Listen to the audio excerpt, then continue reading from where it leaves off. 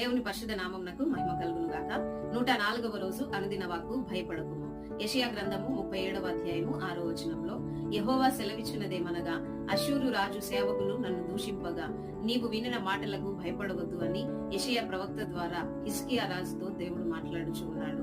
సైన్యములకు అధిపతియగు యెహోవాను మరియు ఆయనను నమ్మినటువంటి ఆయన పిల్లలను దూషించి మాట్లాడిన మాటలను బట్టి హిజ్కియా రాజు భయపడి తన రాజ్యం గురించి చింతిస్తున్న సమయంలో దేవుడు అతన్ని బలపరుస్తూ ఉన్నాడు. అవును ప్రియమైన దేవుని పిల్లలారా, ఈ కాలంలో ఈ లోక ప్రజలు దేవునిని మరియు పరిశుద్ధ గ్రంథంలో ఉన్నటువంటి ఉన్నతమైన మాటలను తప్పుపడుతూ దూషిస్తూ మాట్లాడుతూ ఉన్నప్పటికీ కూడా దేవుడు మనతో మాట్లాడుతున్న మాట, మీరు వారి మాటలకు భయపడవద్దు.